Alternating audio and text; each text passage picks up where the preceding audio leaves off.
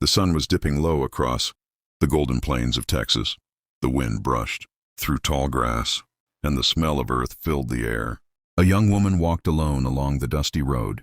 Her name was Lynn, a foreigner who had come all the way from across the ocean chasing one thing: a place to belong.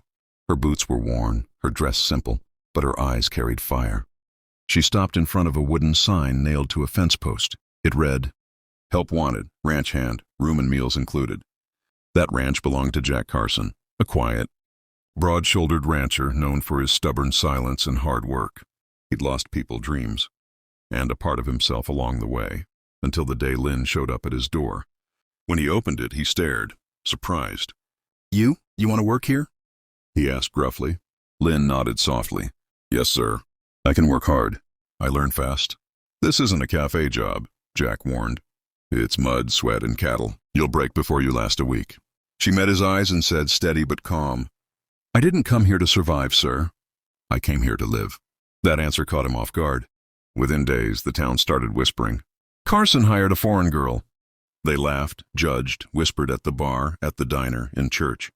One old lady said, "Guess he couldn't find a local woman, huh?" Lynn heard it all, every word cutting like glass. At night, she'd sit outside under the wide, starry sky, whispering to herself, "Maybe I'll always be the outsider." But she worked, harder than anyone else. When the cattle broke loose, she ran after them. When storms came, she held the barn door shut until her hands bled. One afternoon, she fell while helping break a wild horse. Jack ran to her, pulling her up by the arm. "You okay?" he asked, his tone softer than usual. Lynn's eyes glistened. "I just wanted to prove I belong here, too." Jack looked away, jaw tight. "This land don't care where you're from," he muttered. "It only respects those who work it." Then he turned, but something inside him had shifted. The whispers didn't stop. One day at the feed store, a rancher sneered at Jack. "No one marries a girl like that, Carson.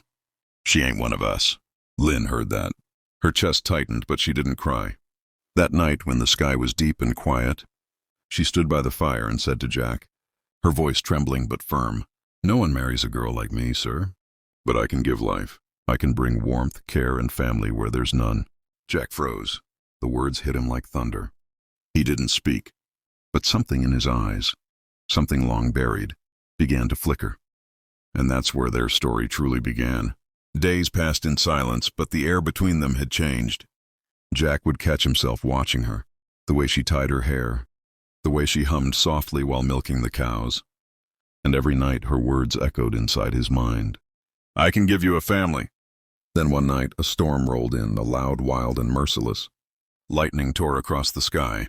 The cattle panicked, breaking through the fence. Without thinking, Lynn ran into the rain, shouting, waving, trying to herd them back. "Get back in, go!" The wind howled. Her dress soaked through, her hands muddy and scraped. Jack rushed after her. "What the hell are you doing?" he shouted through the rain. She looked back, hair plastered to her face. "You said this land only respects those who work it." "I'm proving it does." And she did. She stood her ground till the last calf was safe. When it was over, she collapsed in the mud, exhausted, shaking. Jack lifted her up, holding her close. For the first time, his voice broke. "You could have died out there," she whispered, barely audible. "Then at least I'd have died where I belonged." He looked at her, lightning flashing across his face. And he knew. She did belong. More than anyone. The next morning, when the skies cleared, the whole town gathered outside the ranch, gossip flying again. Jack stepped out onto the porch, muddy boots, eyes sharp. Someone laughed. "So, Carson, you still keeping that outsider around?" Jack stared them down and said, loud enough for everyone to hear, "I'm not keeping her. I'm marrying her." Silence fell. "You heard me," he said again. "Because while the rest of you talk, she worked beside me. She saved this ranch. She's got more heart than any of you ever will." Lynn stood behind him, tears welling in her eyes. The crowd looked at her differently, not as a stranger, but as the woman who'd earned her place. Jack turned to her, voice low but sure. "You said you can give life, Lynn. You already did." "You gave me mine back." Her hands trembled as she smiled through her tears. "And you gave me something I thought I'd never have. A home." From that day, the ranch changed. It wasn't silent anymore. It echoed with laughter, warmth, and the sound of two souls who'd found what the world told them they never could. Love beyond borders, beyond judgment. And years later, when people spoke of the Carson Ranch, they said, "That's where a man married the outsider and proved that home isn't where you're born, it's where you're accepted."